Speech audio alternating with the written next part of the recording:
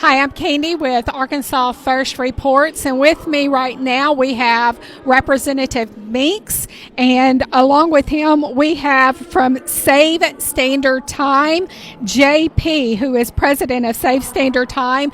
And Jay, you've flown in for today just for this bill that Representative Meeks is introducing, correct? Yes, I'm originally from Iowa, living in Phoenix, Arizona, and I'm here to support House Bill 1069 to eliminate daylight saving time in Arkansas. So we've been discussing that today. Representative Meeks, why don't you tell me why you have presented this bill? Sure. So I think when discussing this issue with most people, they're tired of the back and forth. And right now, federal law only offers us one opportunity. If we're going to stop the back and forth, we have to go to standard time year round. And standard time, in my opinion, is the better choice because standard time is natural time by the sun. And our bodies are designed to operate off of the cues that we get from the sun and daylight.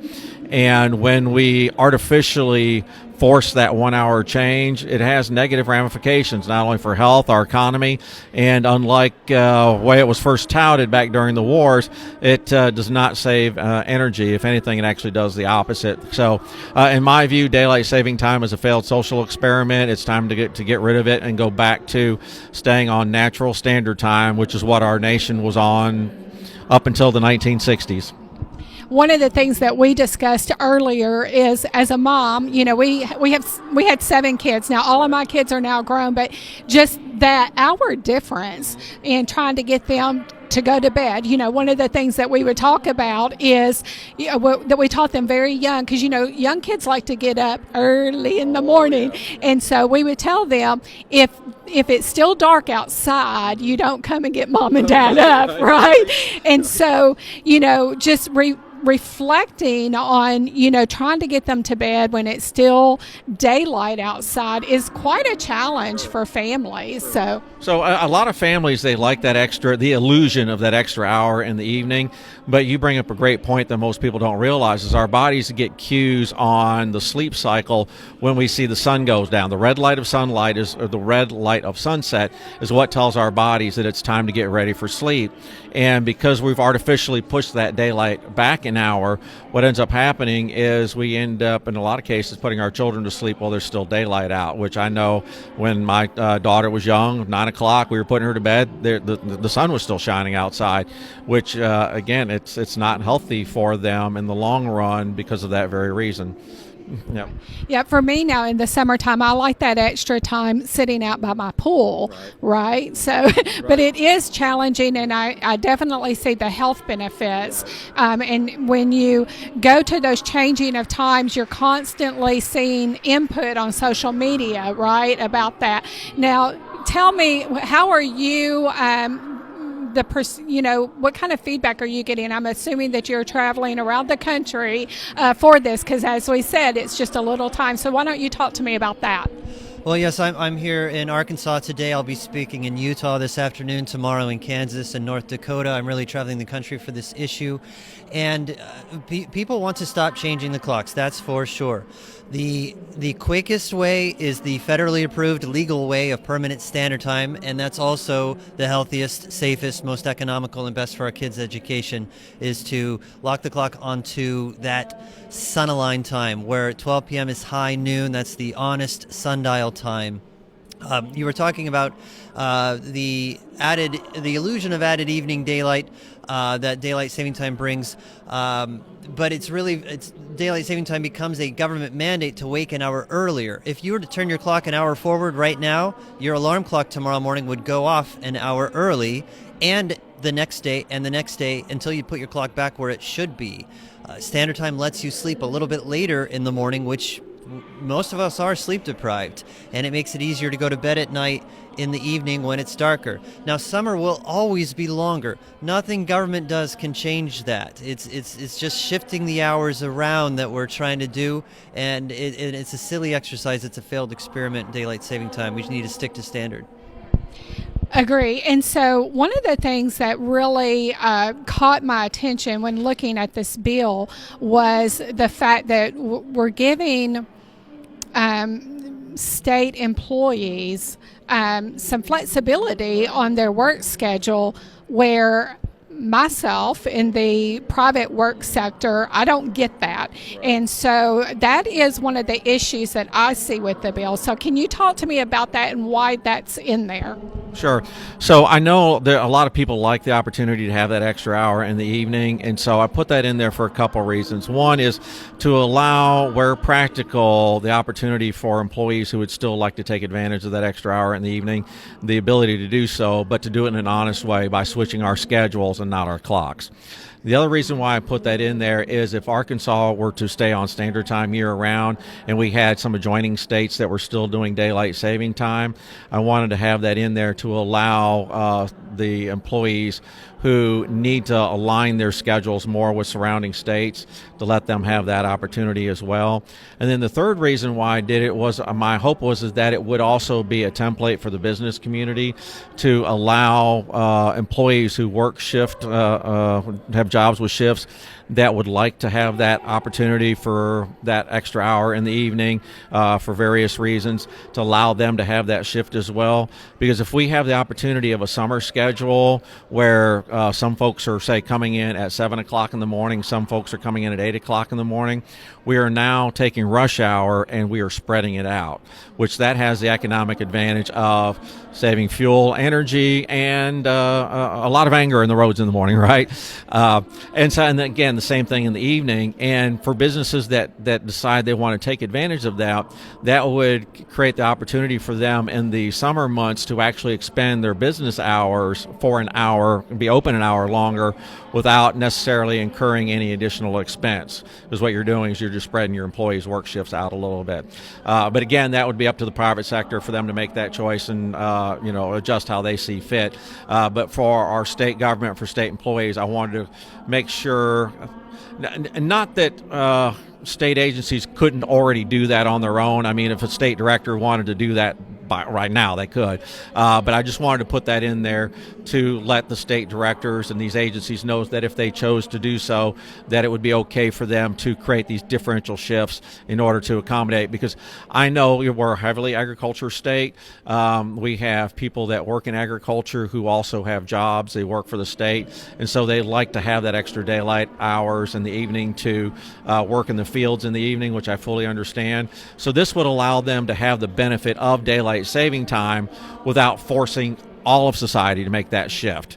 For most people, they can make that shift and there's limited health impacts, but we do have some very sensitive groups that when they're forced to make that shift, it is very detrimental to their health. And the data supports this. Jay can maybe talk about this more, but rises in heart attacks, strokes, and other health issues occur because we're making that shift. And this time around, I'm getting a lot of positive response from folks out in the community. They're ready to see it stop. I do have some people that would like to see us go to year-round daylight saving time. That has actually been tried before. It only lasted 1 year. A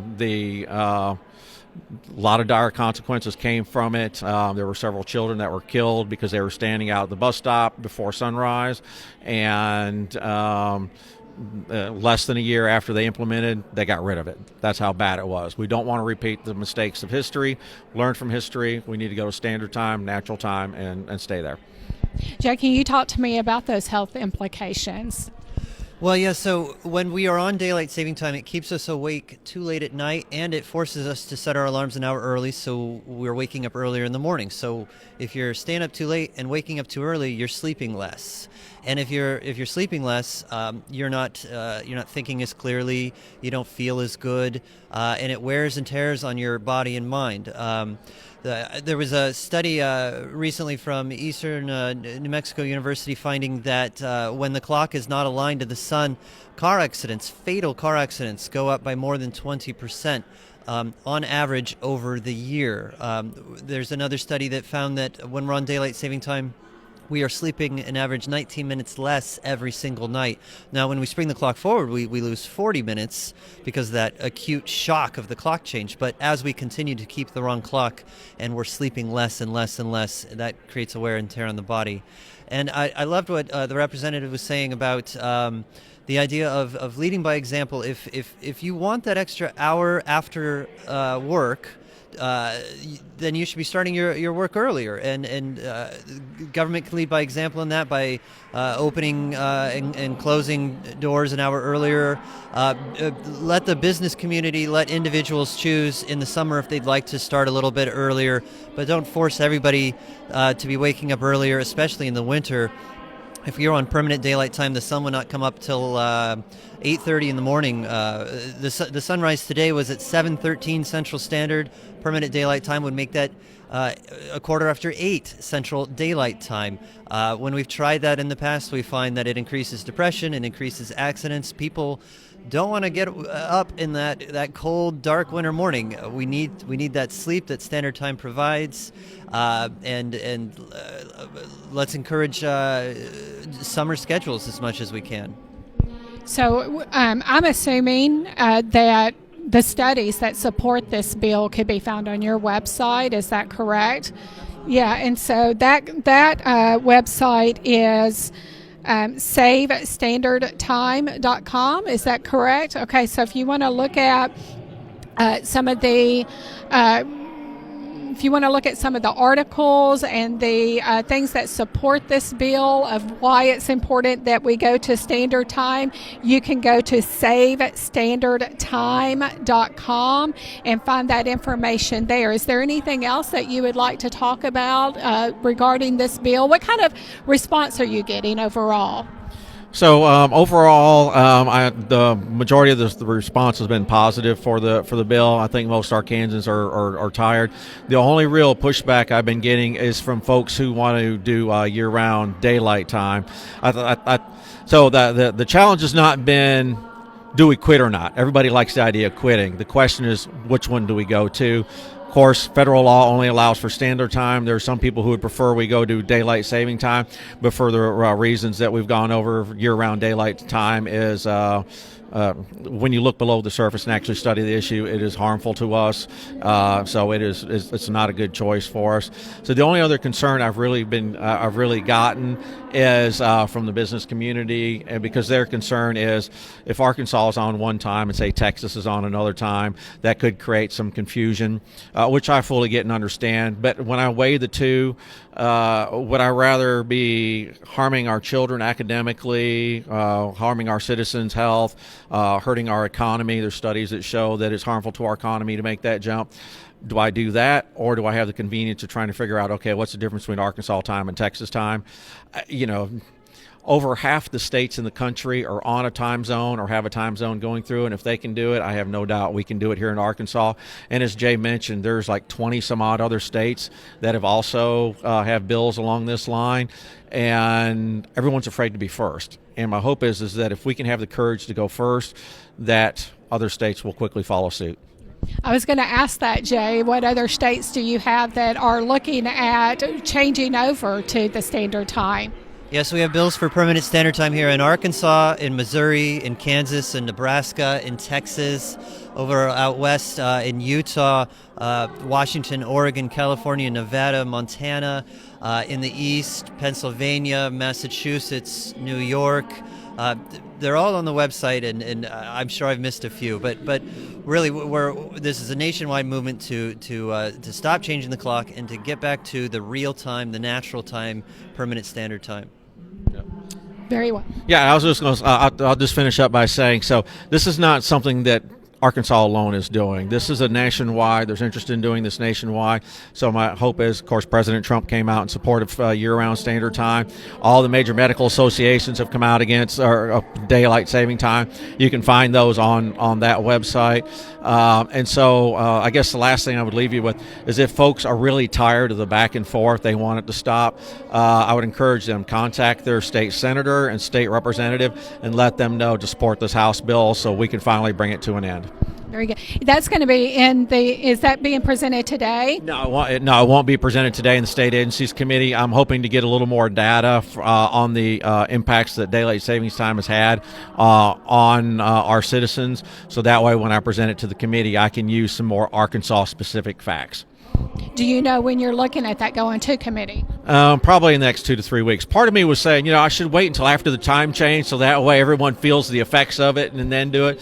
But I'm probably going to try to get it done here maybe by the next 2 to 3 weeks. We're going to be keeping an eye on this bill and keep talking to our constituents about it. I personally like it to go to one time and one time only.